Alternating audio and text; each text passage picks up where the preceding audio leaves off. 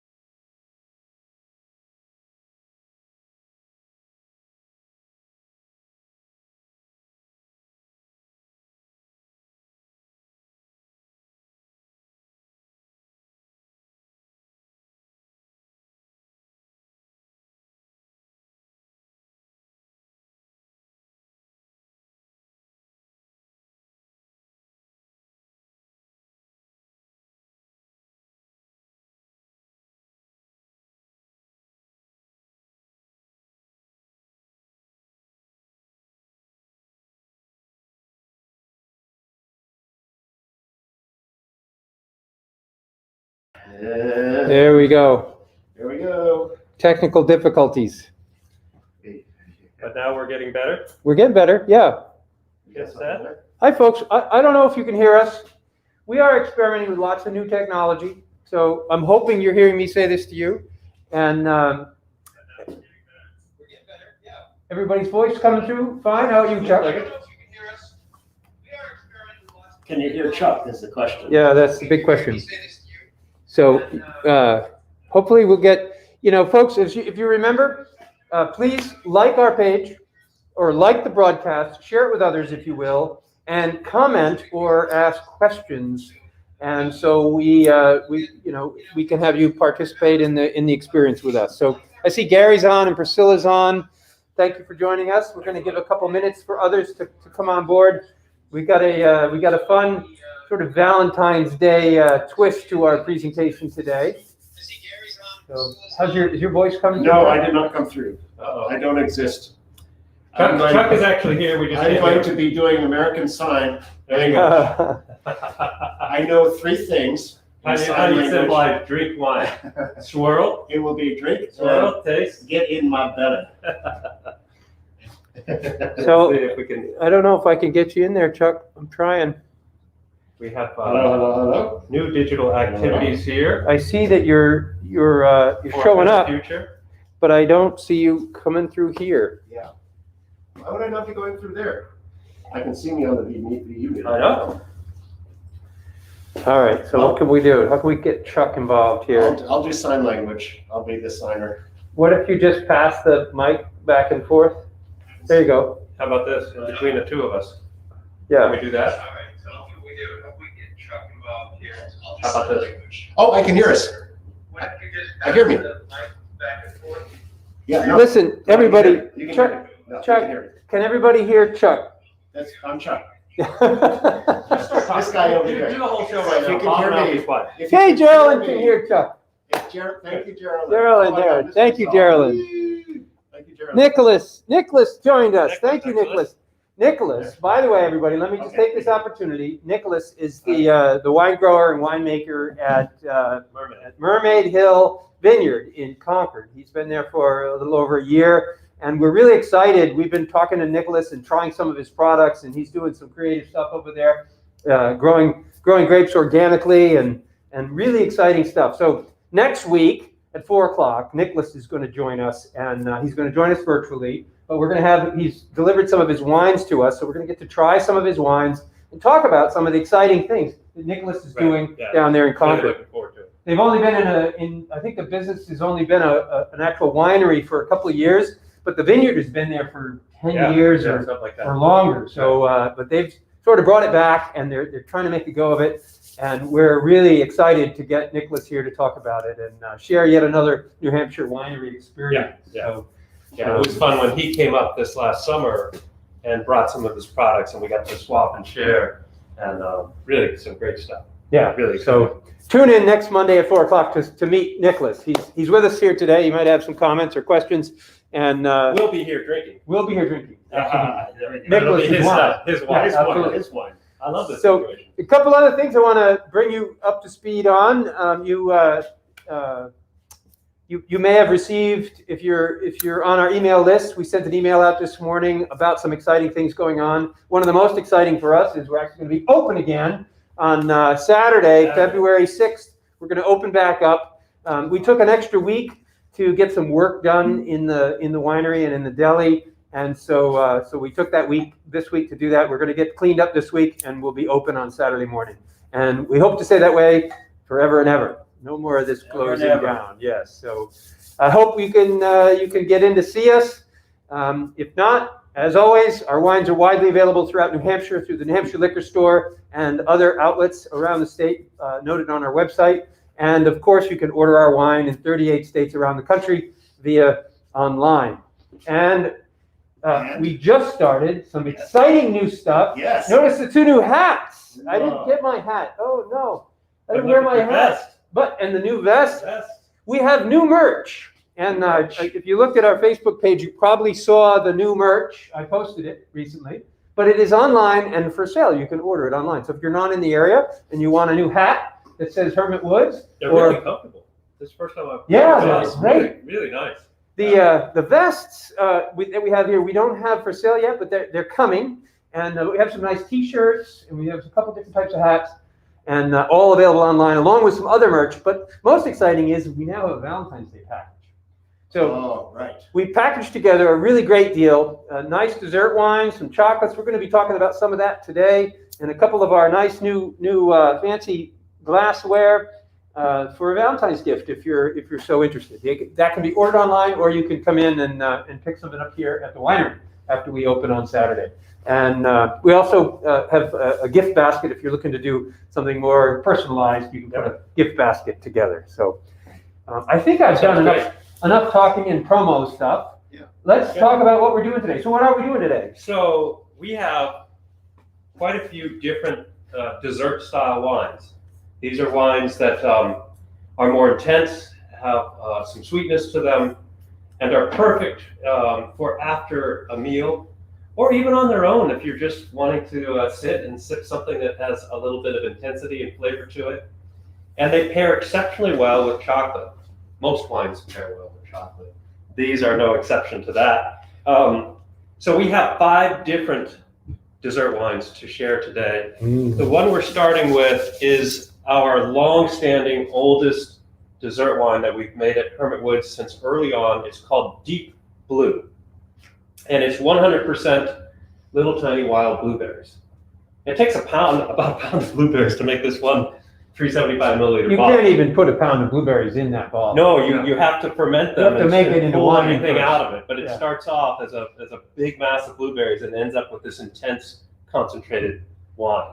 So tell the story. We may get Yeah. arrested for telling the story, but we should take the risk. We've told it before. So go ahead, tell the story how this came about. I'm gonna have a Wait a sip minute. first. Cheers. Okay, cheers. Welcome to the show. Getting back open again, and Yes, welcome to yes, the show. Yes, down with COVID.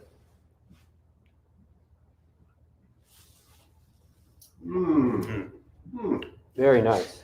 So Wow. you just lost a little black sponge ball there. Oh, you lost your windscreen. Lost my windscreen. Okay. Okay. There's no wind No, it's here. not windy. So, interesting story behind this wine, and then that's carried forward to these other ones. That's worth repeating here. Back 2008 or so, before the winery existed, Bob and Chuck and I were making wine, we were making mead, we were making hard cider, and I was reading, trying to learn as much as I could about different types of wines, different sorts of ciders. And there was this wonderful book by Annie Proulx. She wrote The Shipping News and a bunch of other great she's novels. great. Yeah. But she Barkskins. really got into Barkskins. It's a Great, great book. She got into the heritage and history of hard cider in New England and Canada. And she wrote this wonderful book that talked about varieties of apples, how hard cider was made back in the early times, 1700s, the mixture of different fruits and apples. And one of the things that she talked about in this book was a product called Applejack. Applejack. How could you possibly make that? So Applejack, when you ferment cider, when you ferment juice that's pressed from apples, you generally get anywhere from 4 or 5 up to 7 or 8% alcohol.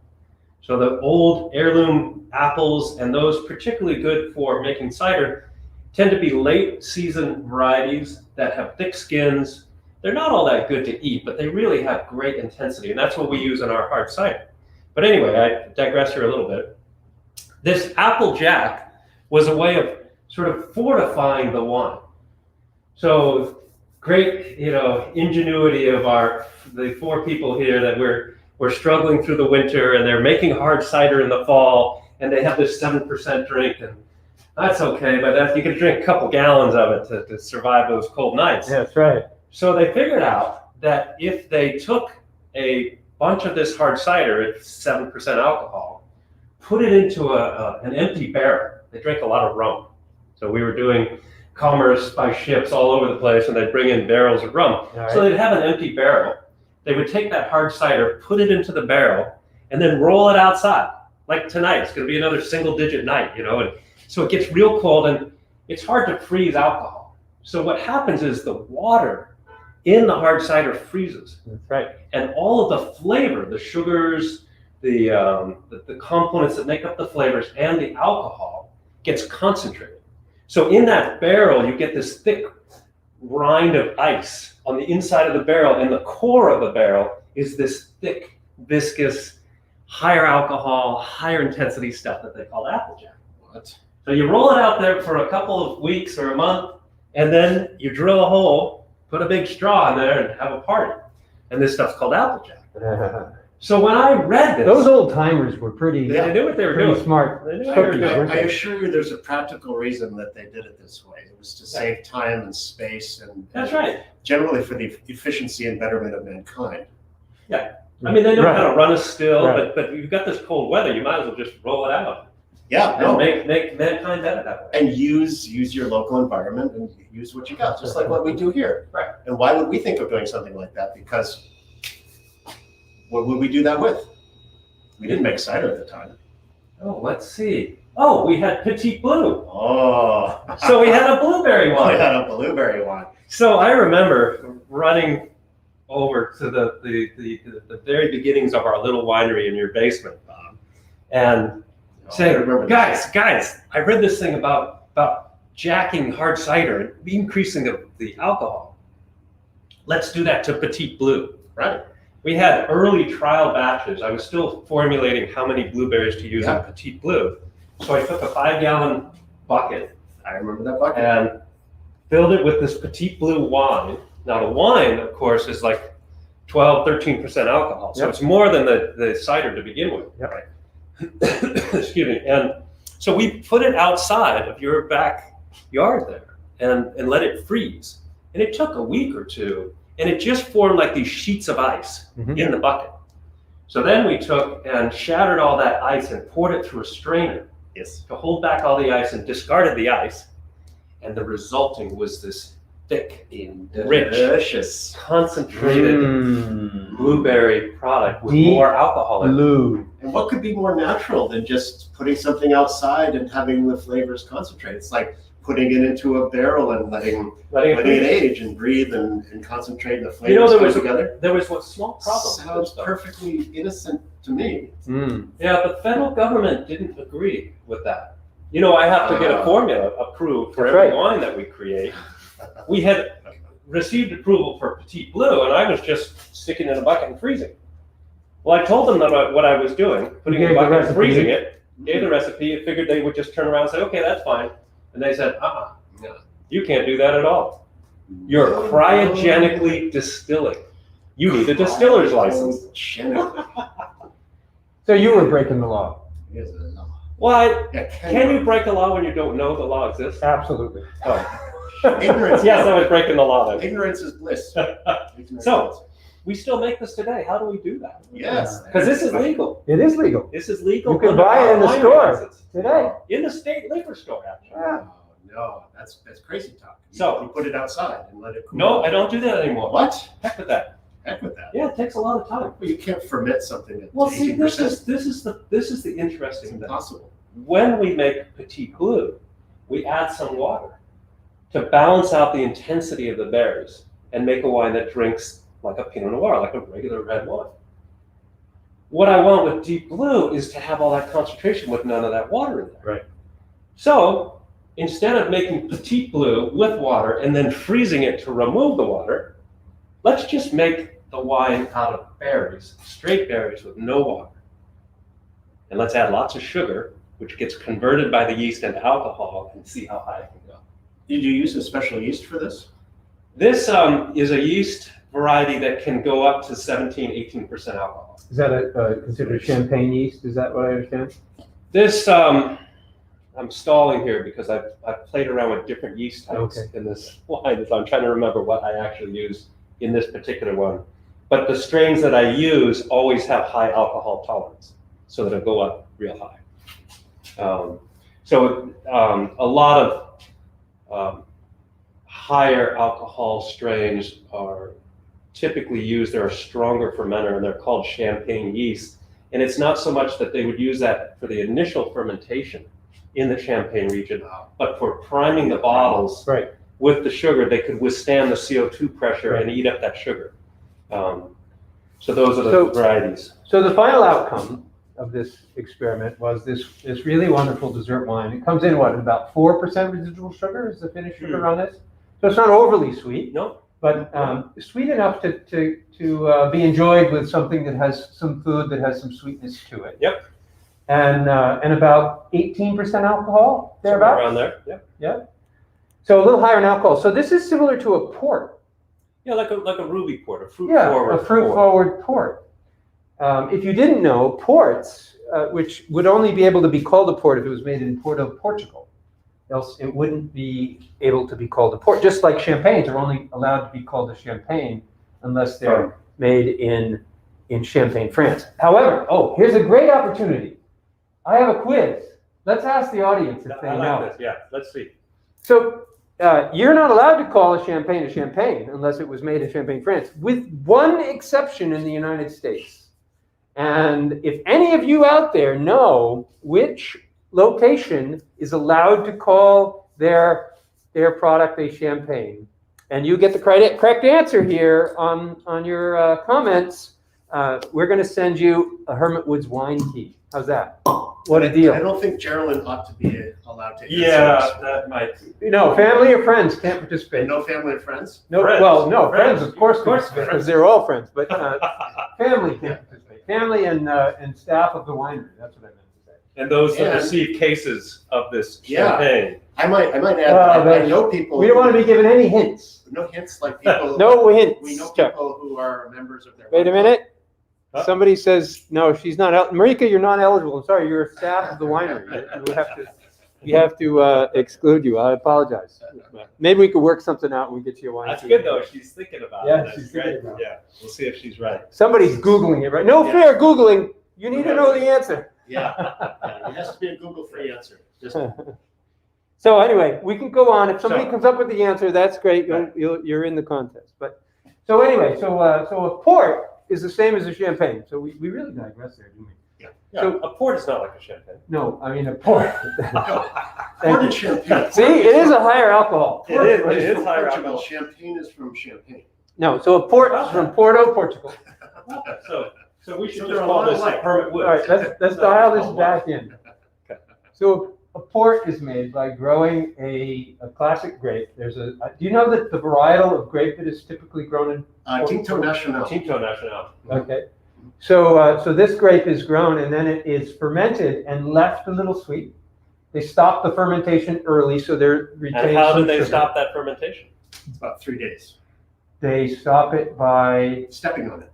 no. No? Wrong. Wrong. And no free merch. They stop it by adding brandy. Correct. Brandy. And how do they get that brandy? I like brandy. And it's from a still. They get that brandy from taking those same grapes at a different time, and distilling, fermenting them all the way, and then distilling it into a to brandy. concentrate the alcohol into a brandy. Yep. And then they use that brandy while a new batch of Tinto fermentation is underway. So yeasts are converting the sugars in those grapes into alcohol, into wine. And by adding brandy and bringing the alcohol level up to 22%, it shuts down the yeast activity, preserving some of the natural sugars that were originally in the leaves grapes. that sugar. Yeah, that's where the sweetness. So that's how they get the residual sweetness. So a port is a similar product. It has a ruby port is a very fruity, great base product that has about 4 or 5% residual sugar and about 20%, not about, ports are finished at exactly 20%. They bring enough brandy into it to bring the alcohol up to 20%. So that's a port. So this is Hermit Woods' first version. Our faux port. Faux port, yes. Style port. But it very much drinks like a port if you're a port drinker. This is very much like a ruby port. Soon around the world, they will be calling this the Hermit Woods method. Yes, But that's nobody right. else will be able to call We'll it have to Hermit patent Woods. it. Yeah. Because they don't make it there. It has to be made here in this property. Just So we should try this with chocolate. Yeah, tell me about chocolate here, Bob. You've got some chocolates out. I'm Is your empty again, Larry? So in our new Valentine's Day package, we actually have a deep blue option, and we've paired our deep blue. I like, you did this very politically correct, I think, or maybe not, that we have a blue option and a red option for Valentine's. Wasn't We that could have interesting? voters Well, decide. Are we I going to don't think sell we a should lot bring more politics blue? We're going to into bring this. more red? Or? we shouldn't even bring politics into this. So we should. So forget all that. If you buy the deep blue package, you're going to get a bar of Becky's Garden, which is what we have here. And so we'll start with that. Oh, let's try that. We're going to try a chunk of Becky's Garden. Which part is it? Is it the soil or the broccoli? Or? I think it's the broccoli. The broccoli part? I think it's from the. Let's see if anybody, while you're pouring that, we got, Marika, she just commented. We got Eli on board here. Hi, Eli. Thanks for joining us again. Eli. And Matt's here. I don't know if you said hello to Matt. Hey, Nice Matt. to see you, Matt.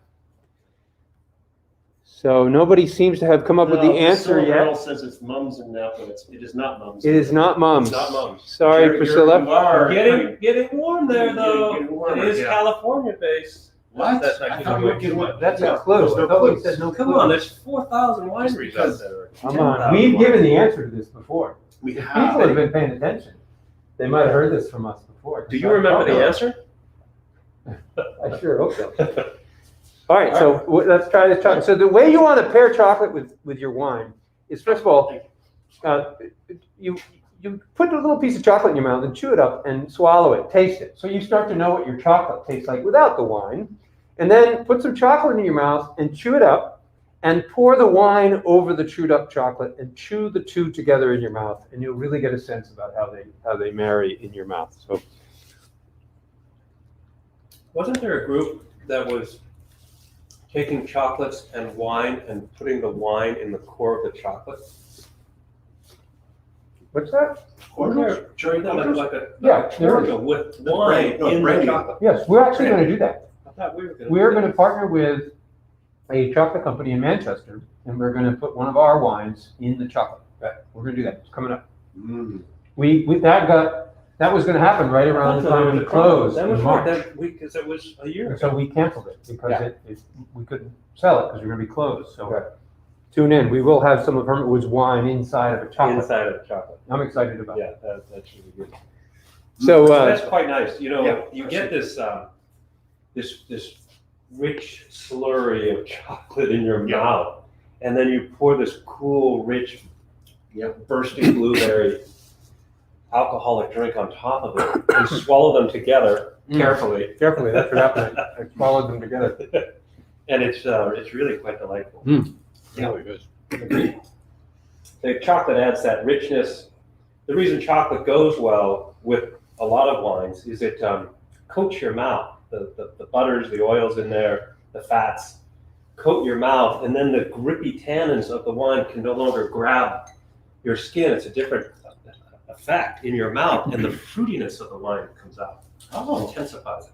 even a big dry Cabernet or Zinfandel with a little bit of dark chocolate, you perceive a lot more of the fruit and less of that tannic, astringent grit. I don't think I've done that much. This is an amazing combination. Mm-hmm. It really is. Yeah. That the chocolate's got some fruit in it too. That's a dark cherry, right, or The something? Becky's Garden is a tart cherry in the chocolate, and you get a little of that tart cherry that's what it flavor. Oh, it's just magical. This is one of the best.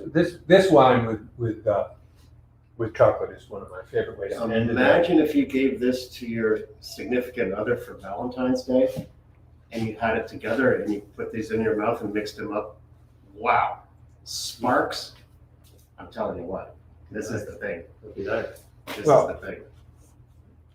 Save some.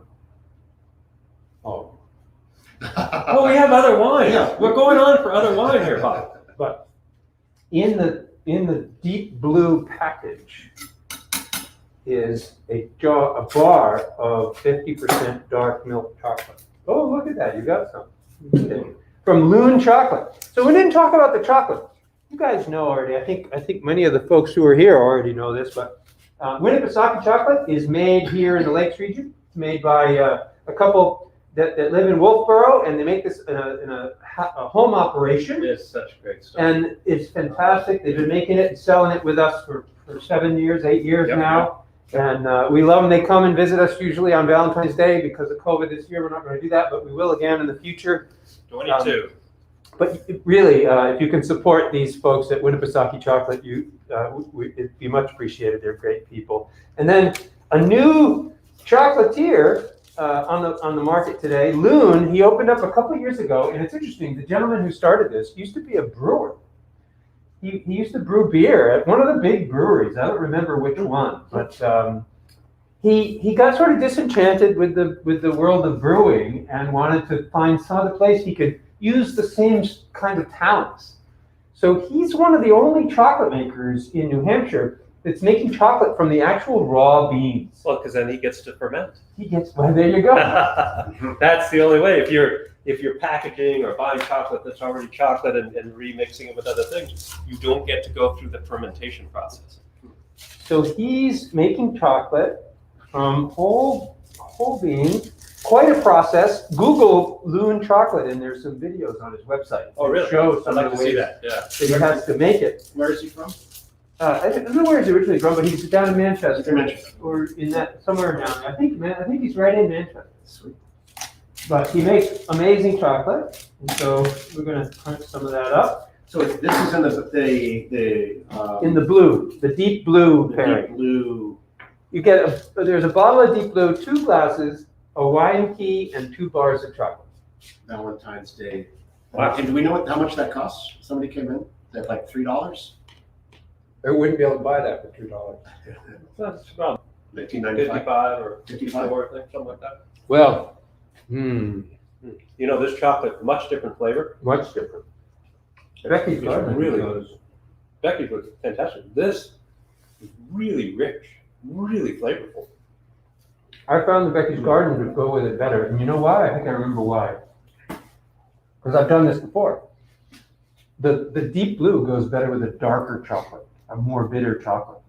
And this has got a milk chocolate to it, Yeah. so it's not quite the same. Yep, it's got a little Of salt. course, it's chocolate, so it's delicious, and this is deep blue, so I'm not complaining. Well, we've got another wine to try it with. Sure.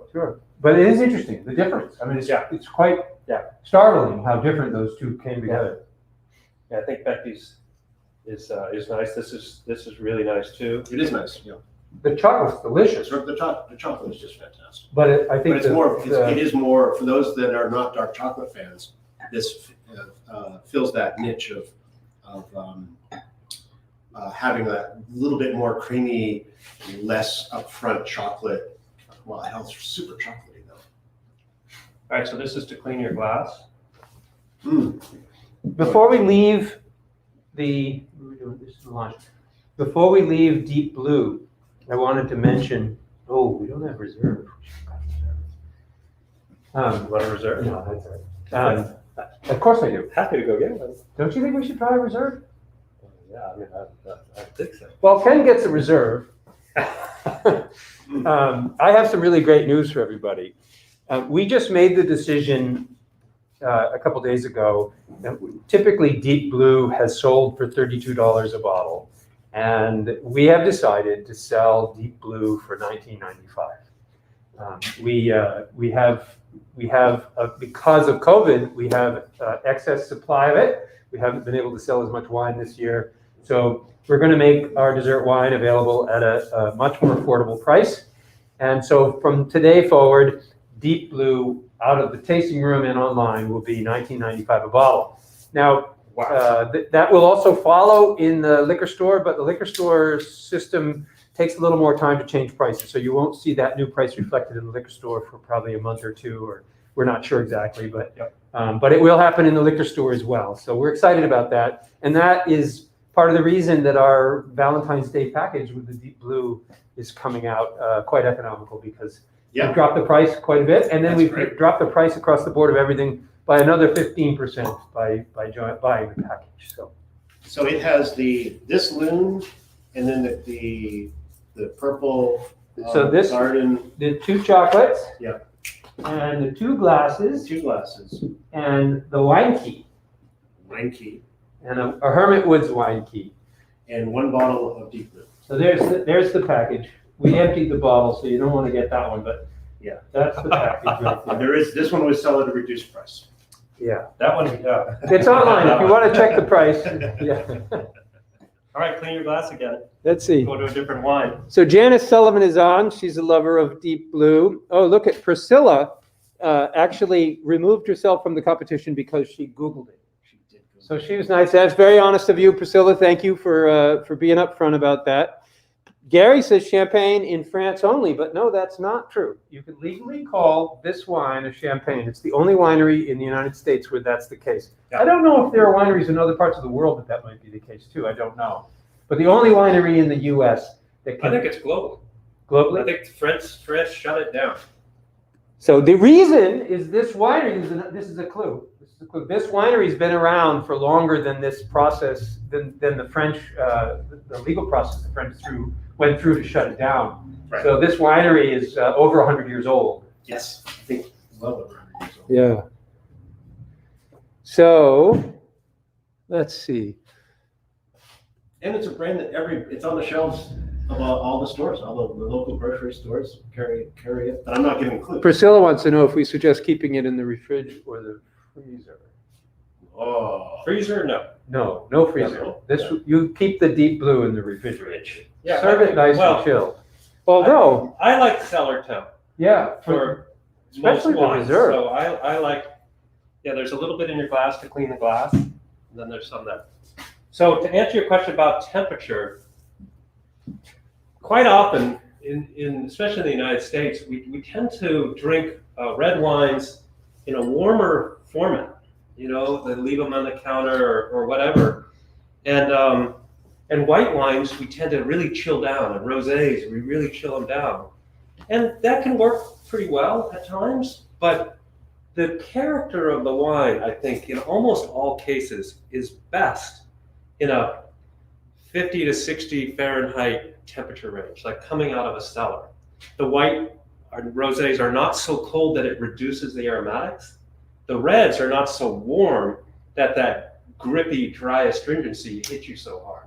It brings out more of the fruit in the red wines. So I really like wines in a cool, but not cold, and definitely not warm. I don't like warm wine. Well, as I Unless you're say, making a mulled wine or something like that. most Americans drink their wine generally, their white wines generally too cold, because refrigerator temperature is too cold for a classic white. And reds are typically drank too warm because when they talk about room temperature for a red wine, they're talking about the room that the wine is comfortable in, not the room you're comfortable in. So you want to get it down to about 60 or 65 degrees. So, Chuck, tell me a little bit about this wine, because this got started really from a great discovery you made years ago. yeah, way back when, that I can't remember when it was. I had been flying to Portugal. I've been to Porto. I've been to, I think it was at Taylor Winery. I had a really great wine tasting. I splurged and had a vertical tasting of port, a ruby port that was 30-year-old, 40-year-old, and 50-year-old. It was just a tasting, and it was like €150. And at the time, that's a lot. Well, it is a lot. It's still a lot. But I was the only person in the winery. It was off season. It was December, and they opened up these wines for me. It was just a fantastic experience. And I came back to New Hampshire all jazzed up about everything I've learned about port wine. So I've been to a bunch of the different wineries there. And so around this time, we had this and had came to my house and brought a bottle of Deep Blue in one of these guys. Yeah, regular Deep Blue. Regular Deep Blue.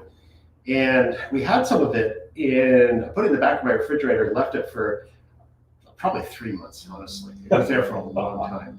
So, but I'm thinking, what happens to that if we take some of the hundreds of years of port winemaking experience and see what happens to the blueberries in a sweet or dessert style wine, similar to port wine.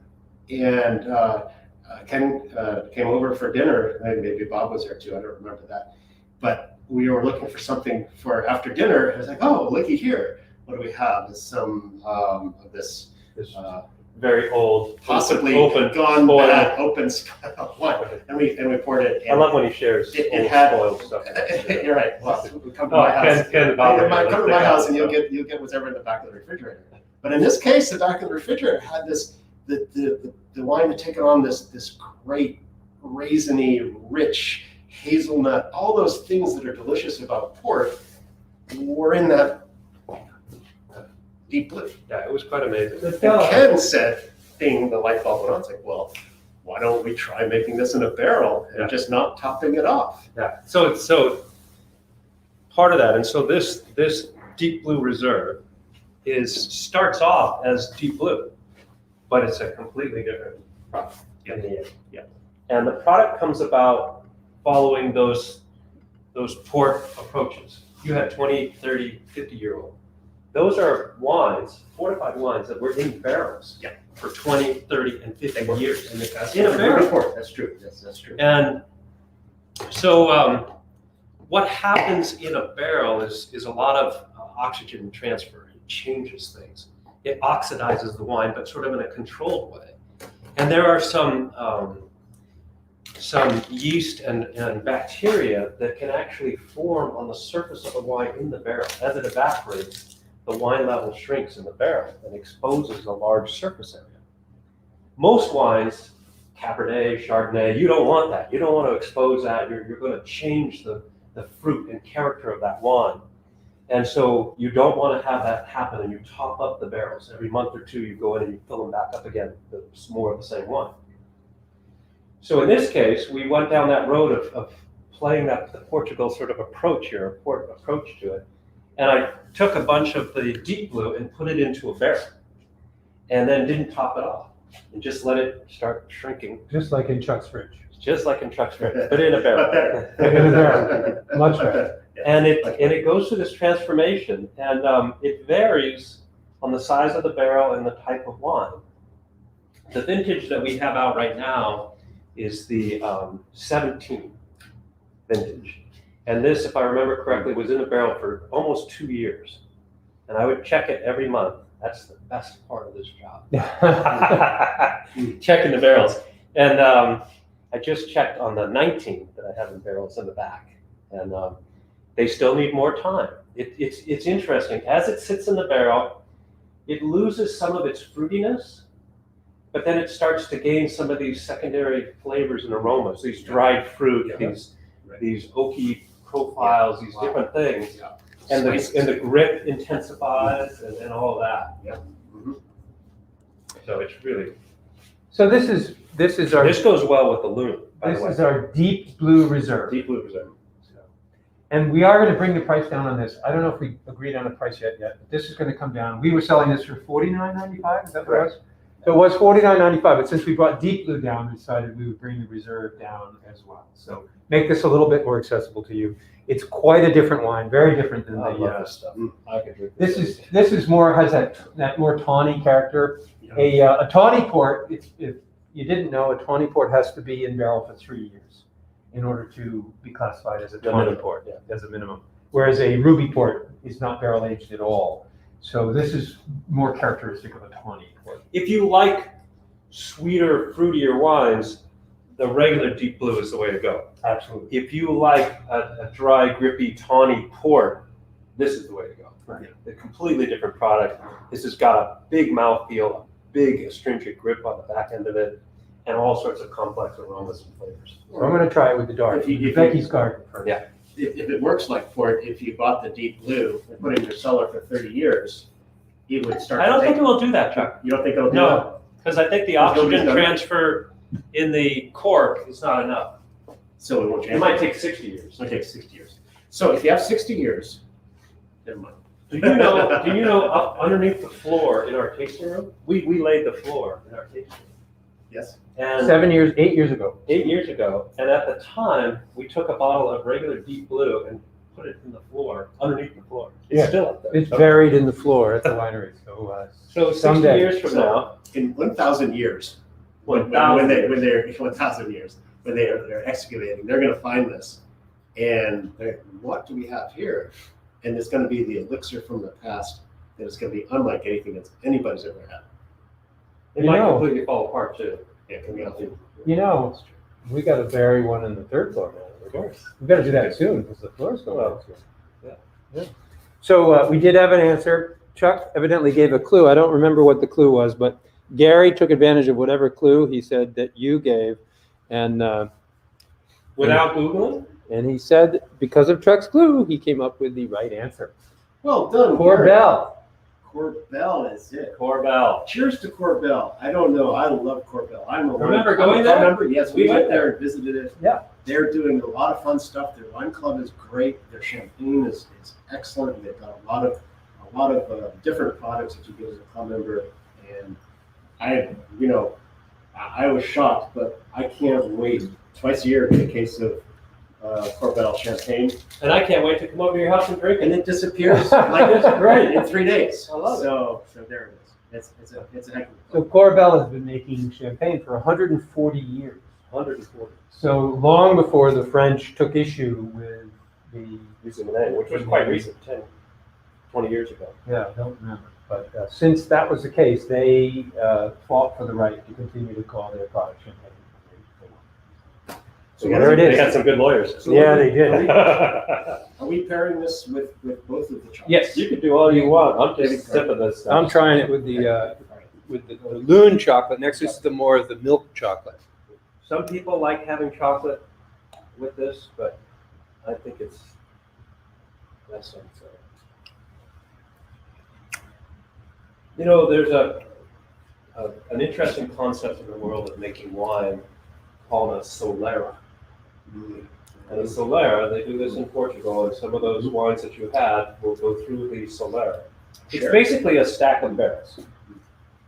And it's a mechanism for maintaining the quality and character of the wine consistently over time, and to include some of the very first wine you made with every subsequent batch. And the way that's done is, let's say it's 1940, and you harvest your grapes, you ferment them, you make your wine, you fortified some of that, and you put it into barrels. Mhm. Now in 1941, you do the same thing. 1942, you do the same thing. So you go out a decade, let's say.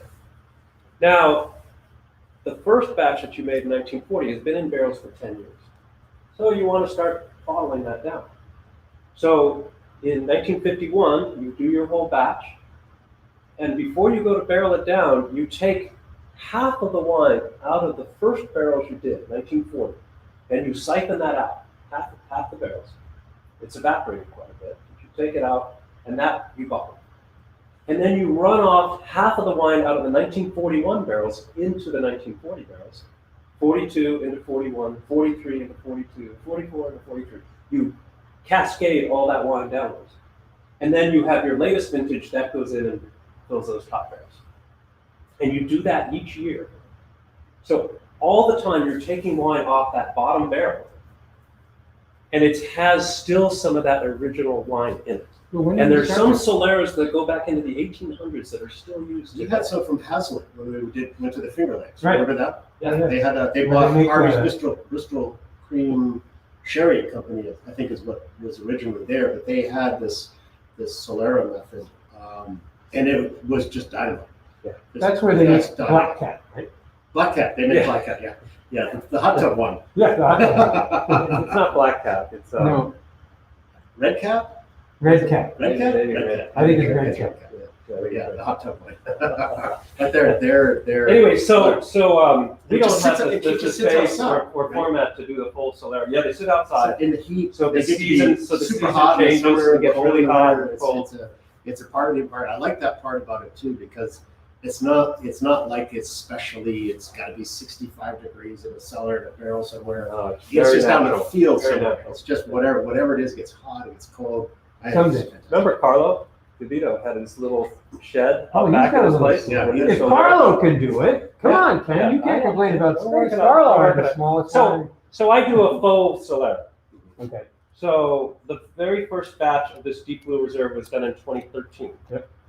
I did it again in 2015, and while the 15 was in the barrel, I poured some 13 into it.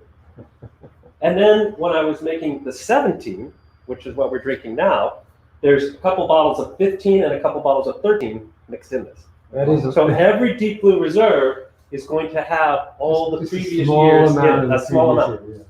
It's called the Hermit Woods method number 2. It's not It's quite a the fakey. It's a fakey method. fakey. Your telemark skier. You know, we have 4 more wines to go through. We better get We're going. really not doing well here. Before you is go, dessert. Wow, see, we get derailed constantly. it is 18%. We have to Yeah. remember that.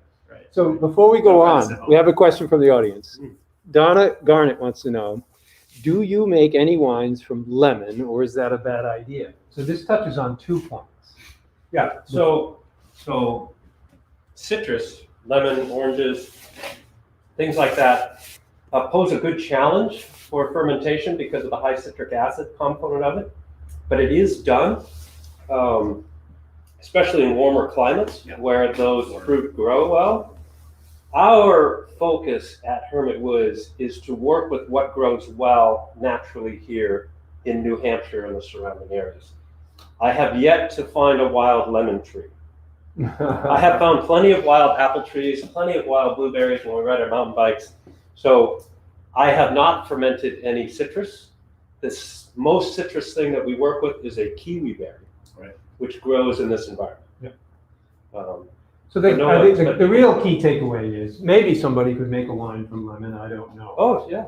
But we've really made it a point to really support our local farmers, to be sustainable, to create a winery that builds their wines out of the fruit that grows here in New Hampshire. So that's really the key. So lemons are out. Bananas, out. Can't grow it here, we don't make wine from it. So One of my first winemaking assistants, John, wanted to use blood oranges in one of the meads we were making. nope, out. Wasn't gonna- Doesn't grow here. So this is to clean your glass. Clean the glass. So one more comment I'll make is that this 50% dark milk loon chocolate with the Deep Blue Reserve is phenomenal, and Becky's Garden isn't nearly as good. It's I just the found that opposite. interesting. Yeah, Yeah, no, just the it's opposite. absolutely true. Yeah, It's the other way. I agree with you, Chuck. That's what I found as well. I can tell you too that without any chocolate whatsoever, the Deep Blue Reserve is fantastic. So we have another question here. Let's see. So Corbell, when does a wine transition from a wood barrel to one of the stainless steel tanks? What's the question again? Sorry. When does a wine transition from a wooden barrel to a tank, to one of these? Great question. So it's really the winemaker's choice throughout all of this. It's a way of modifying and enhancing the wine, whatever wine you're working with. Our regular Petite Blue, which some of you may be familiar with, spent its entire life in stainless steel. I use oak staves suspended in the wine while it stays in stainless steel. Stainless steel is inert, and it preserves all of the true original character of the fruit, the ferment itself. When you put a wine into a barrel, you introduce a couple of major transformations to the wine. One, you're now sitting in oak. You're in a toasted oak environment. So wood is porous. It's been toasted, so some of the wood has been caramelized and changed. And the barrel, although it's fairly liquid tight, is gas permeable. So it sort of breathes. So it allows oxygen and other things to come into the wine. It allows some of that wine to evaporate. So you're highly manipulating and changing the character of the wine when you put it into a barrel. And it really does a wonderful thing for some wines, and it takes away from other aspects of it. So the deep blue never goes into a barrel, but the deep blue reserve spends an excessive amount of time in a barrel. So And they're very different wines. and they're very much different products. They start off identical. It's the exact same ferment. And then I split them up. One stays in stainless, one goes in the barrel. Much different product. So quite simply, the answer to that question is it's going to be different for every wine and different for every winemaker, depending on the kind of wine they're going to make. And I think another point that I'd like to add to that is sometimes a wine will start, almost always a wine starts out in stainless. It ferments in stainless and it starts out there and then goes into barrel at some A point. lot of wines, well, yeah, but quite a few wines will ferment in barrels. Right, not here though. Well, I Because- do that here too. Oh, that's true. We Yeah. have a couple barrels. That's Oh, yeah, ferment in barrels. So that is true, but We're gonna have that. we're gonna have that. But most wines, we don't have a lot of barrel fermentation space. Not yet. That's a challenge. So when we get more barrel fermentation space, then that will happen more often, I'm What is sure. it called? I want one of those Big. Barriques. Barrique. Yeah, and put it right there in front of that window so you In can front of the see window. you can see the moonlight and the sunlight. That's right. Yeah, So right there. anyway, back to the Anybody point. has one? Some wines will start in stainless, end up in barrel for a period of time, and then come back to stainless for another period of time. And so that timing of that is going to vary differently for every wine. Yep. And so it just depends on the recipe. It's really slow cooking. slow, They do the same sort of thing with cookies or bread or. Cooking though Or wouldn't be a good pasta. analogy because cooking involves heat. That's true. It's not. There's no heat involved with winemaking. Right. It's just time. It's just time. Yeah. But Okay. slow crafting. All right. So moving on. Moving on. To another dessert. How are we doing time wise? We got 8 minutes to cover the next 4 wines. Uh-oh. Wow. might have to That's I was continue. afraid of that. We were having so Very in much fun. trouble, yeah. So this is really quite a unique and very special wine. We've been making this since 2011. It was the very first time that I made this wine. It's called Mélange. It's based on the approach that developed with Deep Blue, so that we're working with the straight fruit with no added water, so it's a very concentrated. Sugar is added during the fermentation to really bring the alcohol up. But in this case, it's a melange. It's a mixture of all sorts of different things. And this vintage, 2017, was the first time I was able to get a large amount of organic aronia berries. And aronia berries grow in a cooler climate around here. They're a bit in between a blueberry and a black currant. And they're super antioxidant, very nutritious, and have a unique sort of grassy, earthy character. So what you're saying is this wine is healthy for us. This is very healthy. This is loaded with all sorts of stuff. Yeah, I can taste it. It stands out very much in this. It's an unusual flavor that I would encourage anybody to get this and try it. Because it comes close to a dessert spirit I bought in Rhodes, Greece, called mastika. And that's made from whatever the indigenous pine tree is there in there. Did we have some of We that? did, yeah. Oh, I like And, it. and it's the only thing I've never had tasted anything like that. So I wouldn't have had anything to compare this to, but that's what jumps out. It's a similar, it's kind of that earthy, piney kind of rich it's really, Now, Matt, that's fantastic. if I remember correctly, has been experimenting. He made, or his wife made, a beurre mélange. Oh, right, I saw And something about this. I forget how that's crafted, but he's been really exploring with enhancing and utilizing a couple of our different wines with food. Some of the meads and the melange. And so if you can remind us, Matt, if you're still there, about your beurre mélange. But anyway, so what do you think of this, Bob? It's quite a unique I like it. flavor profile. What I like is what the character that Chuck is talking about. There's that. It's a spice. It's grassy. It's grassy. almost, yeah. And it's unique. It's unique. There's all sorts of stuff in here. There's even peaches in here from my backyard. Are there peaches in there? And some pears. Well, So what else is in there? what is the French meaning of the name melange? Well, I chose it because as a geologist, the melange is used in different ways. But in the world of the science of geology, it's used for a specific rock type. And the origin of that is in the French Alps, along a famous fault zone, where rocks are sheared past one another, and you mix in schists and gneisses and greenstones, and it's a big mixture of different things. And so I liked that word for this the first time I threw the kitchen sink type of approach to making the wine. So it's a whole mixture of different things. The 11 was the only time I had a chance to work with choke cherries that were growing along Greg Mee's stone wall. And that was a really unique flavor. And then 2012 was my favorite vintage. That was the best vintage ever. Was the best If ever. anybody has any 2012 melange out there, 2012 We'll was buy a it vintage back. year for dark berries. yeah. And everything I think that we made from dark berries that year has just aged beautifully. Just like that 2012 Petite Blue we had was spectacular. And 2020 is going to be that. It was terrible as far as COVID and the rest of the world went, but for growing, for dark berries in New England, it was fantastic. So I think all of the 20 vintage, all of the young wines that I've got in barrels and containers right now, really concentrated and rich and super yummy. That's great. I'm looking forward to that. So So chocolate. I don't know. So, I like to have something with a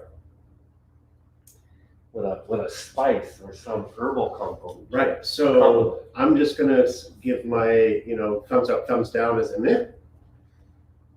I think that this I enjoyed it probably more just because it's such a unique flavored, really rich wine.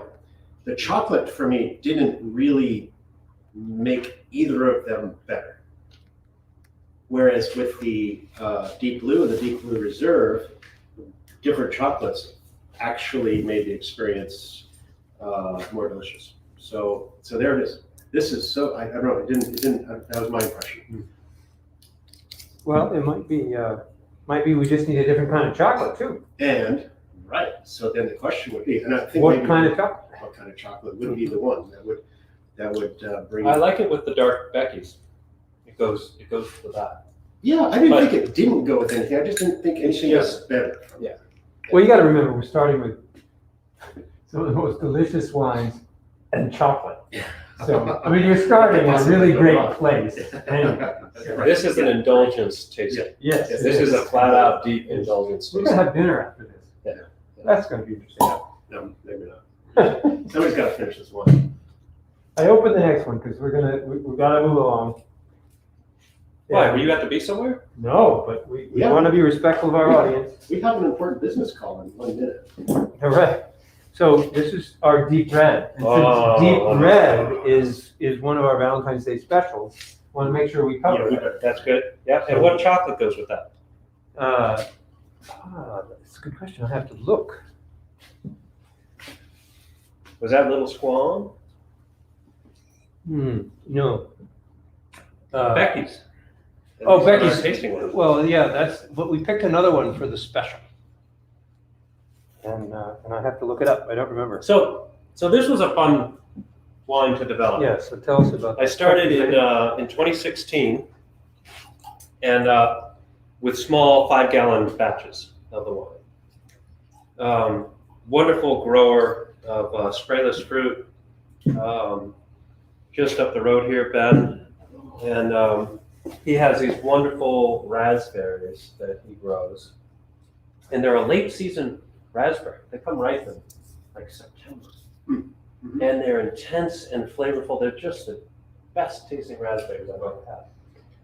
So I experimented with making a pure raspberry wine the way that I make Deep Blue. No added water, added sugar to jack the alcohol way up.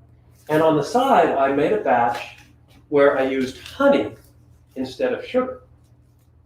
So this would be a mellow. So I've added the pure raspberries to a whole bunch of Troy's local wildflower honey. Wow. I let those two carboys age, and they both brought different things to the glass. They both had aspects. The straight sugar-based one was pure raspberries. The deep honey raspberry one had a lot of honey notes. And when I blended them together, it really made a delicious, complex wine.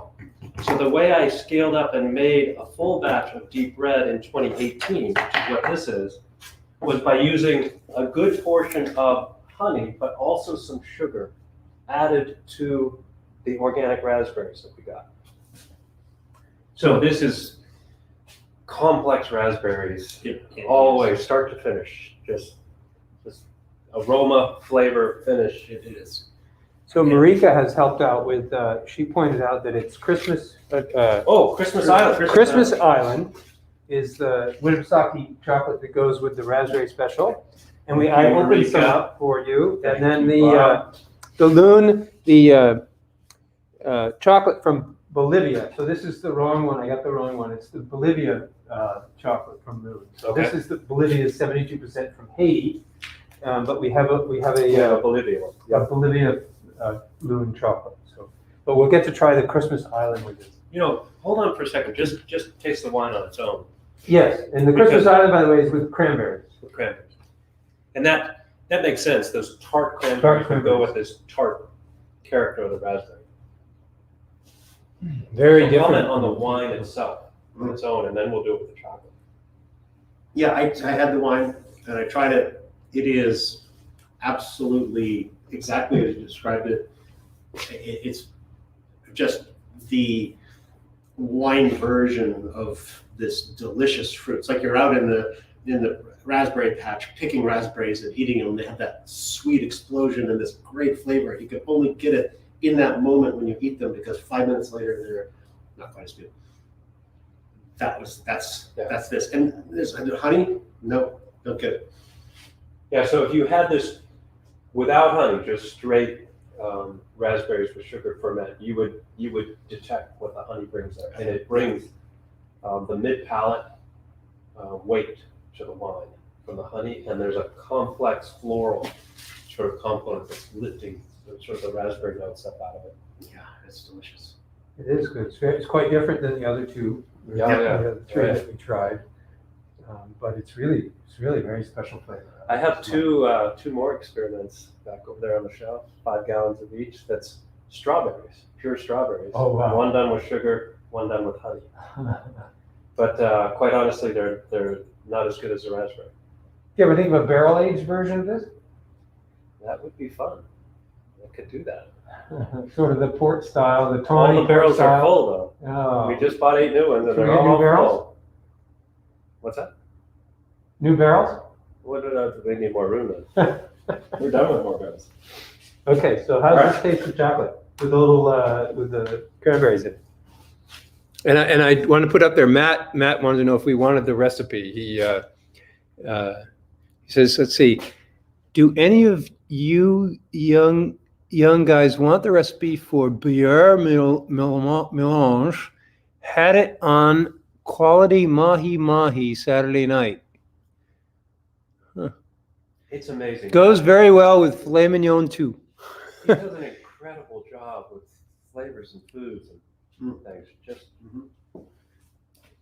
this wine is not excessively sweet. It has a lot of residual sugar, but it doesn't seem like it because there's so much tanginess, from the raspberries. It was really Really clean take. palate. Yeah. Mhm.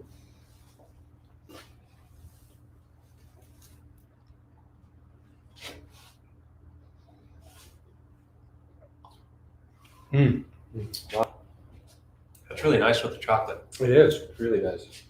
There's a, Because the tartness there's a tartness to the chocolate And and it's- a tartness to the wine. and the sweetness, it blends beautifully. Yeah, it's good. It's good with both of them. Even the milk chocolate loom. It's good. I'm gonna have some more. Yeah, that's. I love the cranberries in that. Mm. That's just such a. That's a great dinner, guys. Yeah. Chocolate. Well, chocolate is high in antioxidants, And so is the wine. and one is so Super healthy. we are getting healthier by the minute here. The more of this wine, the more chocolate we have, the healthier we will become. Bob, we're not gonna have time for two. We're We not gotta do gonna, one. we're not gonna have time. Melange, We actually- Melange Blanc is my vote. We're 5 after 5. Oh, we are? Yeah. So we're gonna stop here. We We have to stop. We'll have to revisit these other 2 wines later, I think. See y'all later. Okay, let's open it up. No, Just seriously. joking. We try to keep this to an hour. Yeah, no, I Respectful agree. of No, people's that's good. times. Yep. So we will have to do this again. We have 2 more dessert wines that we were going to bring on today. We have our Passion Popper Mhm. and our Melange Blanc. 2 really unique and special wines. If you haven't tried them, I encourage you to come try them. The Passion Popper is available on our. Actually, no, we switched that recently. Melange Blanc is now on the dessert flight. First flight. And the Melange Blanc is one of the most amazing wines. It's in the top 5 of wines you've created since we started this winery. That vintage. You've made a few I different agree. vintages. I agree. And that That's- vintage is That's the best. clearly one of the It's top the 5 best. wines that you've created. And I'm sorry we missed it today because it's just fabulous. But I'm There's sure you'll get a only, I chance to think, try 2 it. cases left because I put the rest of it in my cellar. Oh, well, then there's only 1 case left. So anyway, I want to thank everybody for staying with us today. We had a nice audience. It was good. You had some nice questions out there. Congratulations to Gary for winning himself a wine key.